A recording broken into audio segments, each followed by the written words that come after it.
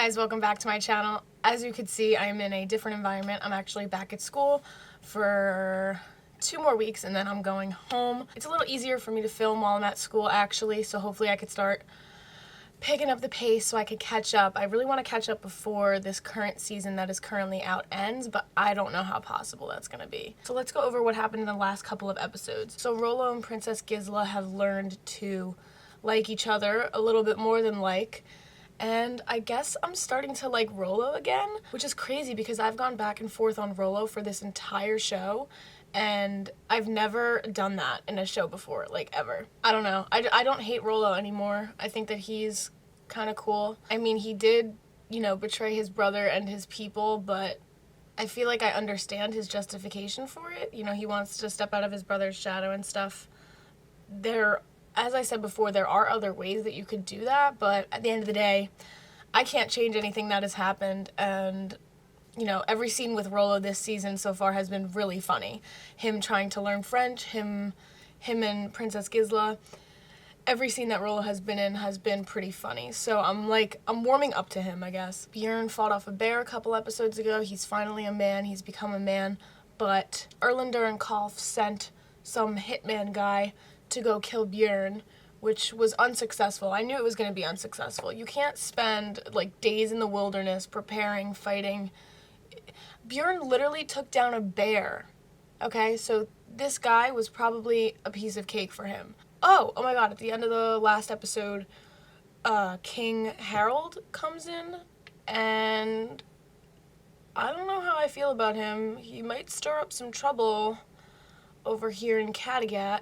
He kind of came in at the end and was like, I intend to become the king of Norway. And then Ragnar walks in, and his face when he walks in was pretty fucking awesome. Hopefully this episode we see a little bit more of King Harold. I kind of want to get a feel for his personality, what his real intentions are, and I don't know, maybe there's a chance that him and Ragnar can make an alliance and rule together, but that's a very slim chance that that's gonna happen. That's everything that has basically happened. I think I got everything. So without further ado, let's get into episode 5. Oh shit.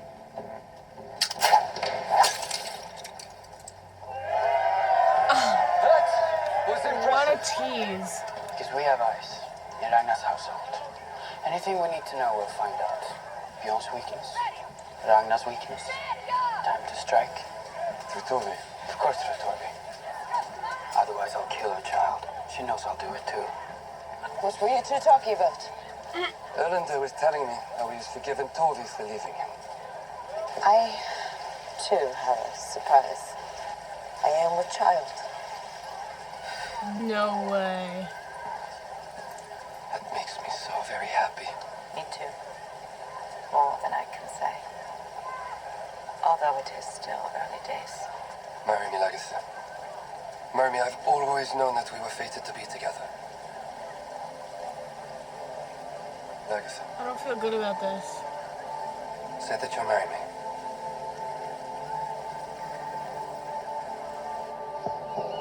And what kind of man takes a mother away from her child?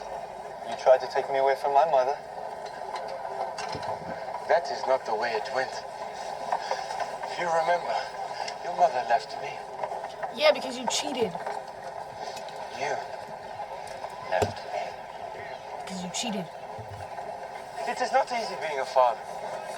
It is even harder being a husband. Maybe I have failed at both. I have definitely failed at being a husband. Is your brother like you? No. He's much worse. It's much worse. What are we here for except to achieve fame? Just like your father. And fame won't make your small kingdom any bigger. The warring factions of my kingdom are always known by the first letter of their leader's name. W stands for Wigston. He has royal blood, as well as being one of the most powerful warlords in Mercia. Yet he is obviously not part of the ruling council. No, Wigston would find it unbearable to belong to any group. His interests are always personal. No one should ever trust Wigston. So there is No dealing with him. Absolutely not. The only way forward, the only choice now, is for both of you noble kings to raise your armies and invade Mercia and rid my kingdom of all the factions who want to ruin me. Me, the only legitimate ruler of that poor, ravaged, raped, and abused land. Go to bed. No, Why not? I don't want to. Go sleep with my father. You whore! Yes, and why don't you go and sleep with your mistress, the queen? Gives you another reason to flagellate yourself. Come on, hit me. Hit me if it pleases you, husband. But it makes no difference, either to you or me. You are husband to me in name only, as I am wife to you. That was a great scene. I love the both of them. So I'm not taking sides in this fight. A man can dream, can he not? Dancing naked on the sand. In any case, my father needs you. He needs a strong man to support him and to guide him. Yes, Count Odo. I don't like Count Odo, nor do I trust him. Of course, it's possible that he could die in the fighting, slain by some unknown assailant, and then the Emperor would just have to rely more on you. Only a coward kills a man by stabbing him in the back. That is what a Viking would say. But you're no longer a Viking. In Francia, we do certain things differently. It's like Tarzan and Jane. Highness, I am troubled that you always trust his word, because he is not always worth believing. Alright. What, pray, is he not worth believing? Because he is ambitious. Ambitious beyond ambitious. So that even an emperor's crown would not sit untidily upon his head. Do you have any proof of this? I have the word of his mistress. And as your highness knows, a man will always divulge the truth first to his mistress, and only afterwards, if at all, to his wife.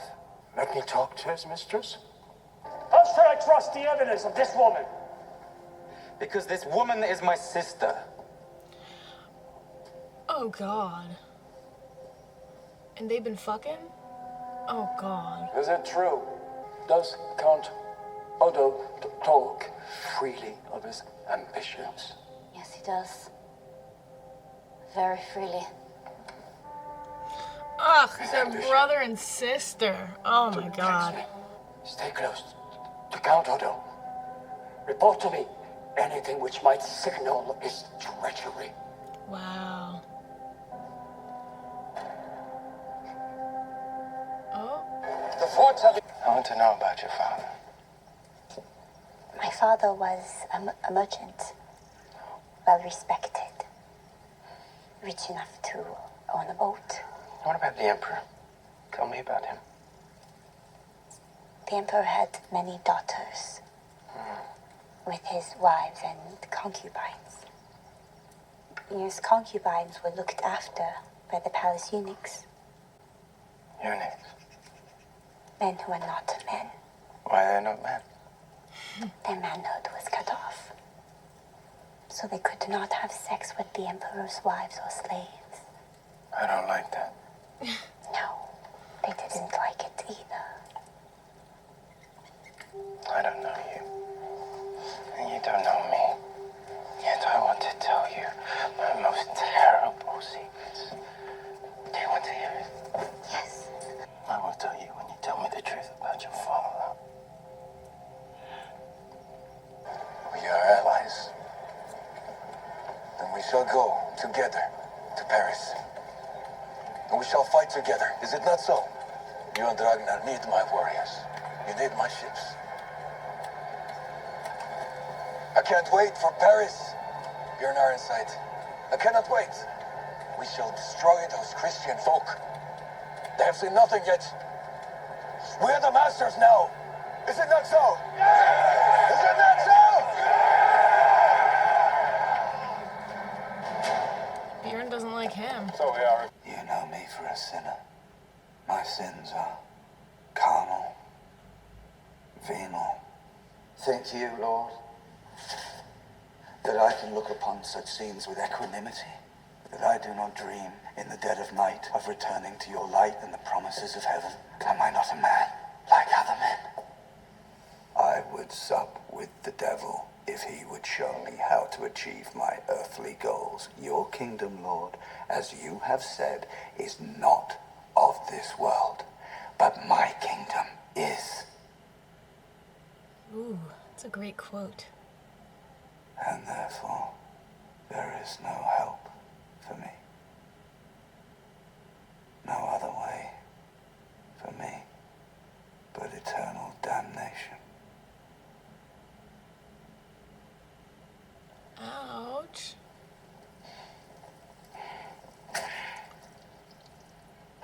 King Ragnar. This is my brother, Halfdan. Meet the notorious King Ragnar. When do we sail for Paris? You seem eager to fight. Yes, it's true. Not just for the sake of fighting, but for the beauty of it. And against the Christians, yes. I hate the Christians. In the name of Odin, I would kill them all. You'll have the opportunity to kill a great number of them. Once we reach Paris. Oh my god, his eyes. Ragnar is scary. What are you thinking about? Paris. Paris. When I was young, I had the passion to win, but now, with age and all that comes with it, I have lost the desire and the strength. A few years ago, I established a settlement in a distant country where I took many of my people and friends to make a new life for themselves. But shortly after my departure, they were all slaughtered, their homes destroyed and burned. I live with such guilt because of it. And nobody knows. My father's the emperor.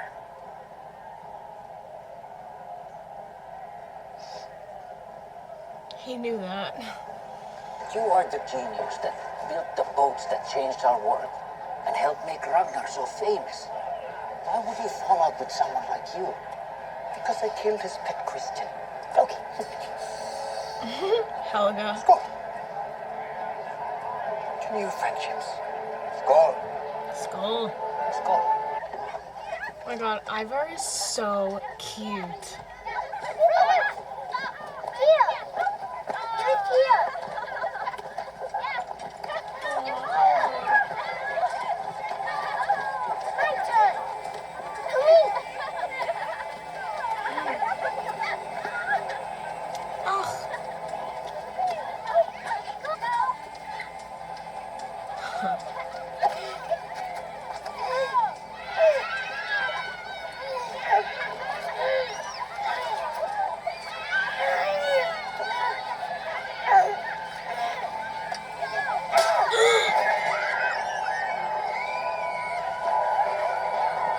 Holy shit! Do not be afraid. Oh, whoa! Everything will be all right. Oh my god!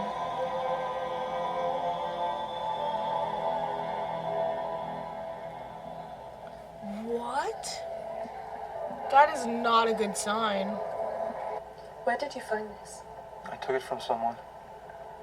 Why are you so interested? That was Erlender's ring. He got it from his father, King Horik.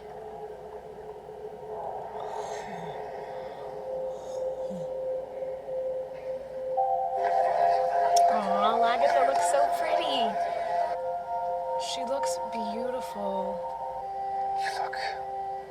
Legacy, you look so beautiful. This is always how I imagine this moment. I don't ever want to forget how you looked on our wedding day.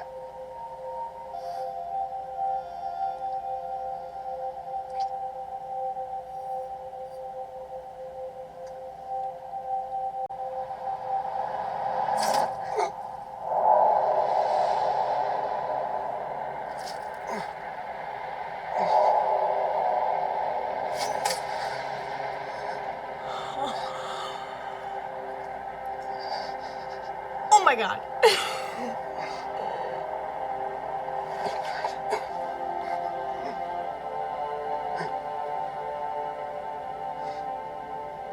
She said she was gonna kill him. Oh, wow. Y'all, this episode is really good.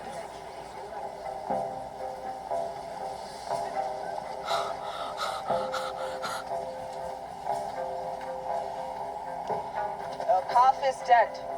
Long live Earl Ingstad! Long live Earl Ingstad! Wow. Long live Earl Ingstad! Long live Earl Ingstad! Long live Earl Ingstad. Ow!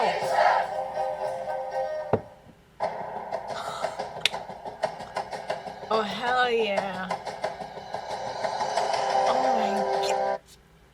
What a good episode. Wow. I'm really happy now. I'm in a great mood.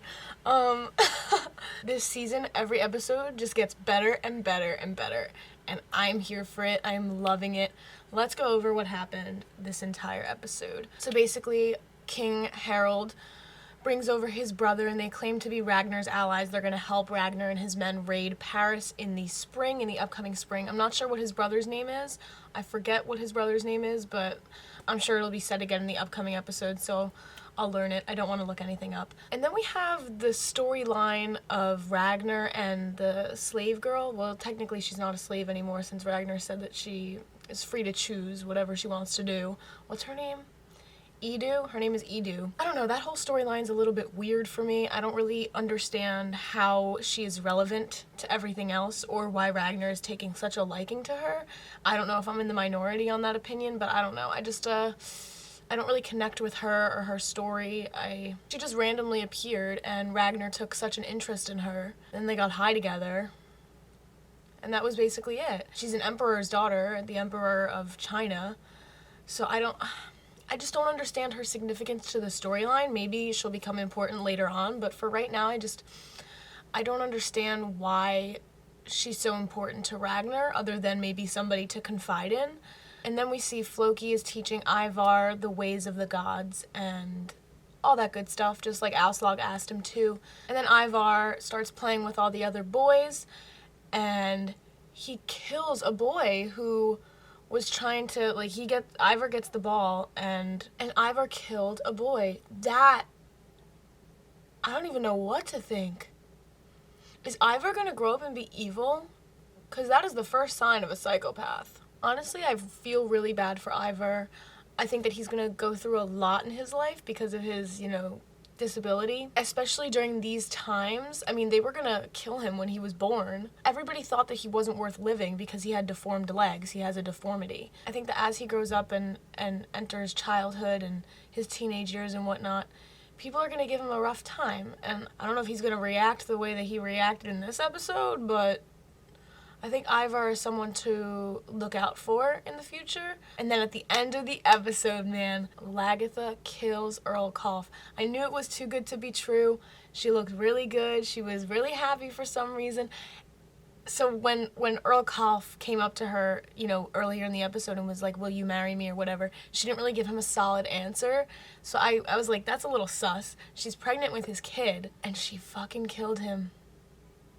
She fucking killed him. I mean, she said she was gonna kill him. She said she was gonna kill him episodes ago. I think she said that sometime in season 3. So I kind of knew that it was gonna happen, but I was not expecting it to happen this episode when they got married. That is crazy. So now Lagertha has gained her earldom back. That could be good. That could be bad. I don't know. Depending on how she handles power, since she hasn't been, Earl for quite some time. It could be bad. I mean, Erlander is still alive, and Erlander was Kalf's, right-hand man. So I cannot wait to finish out this season. So yeah, I'm gonna get right into episode 6 right now. I can't wait. Thank you guys as always for watching. Check out my other Vikings reactions if you have not already, and stay tuned for episode 6. All right, bye guys.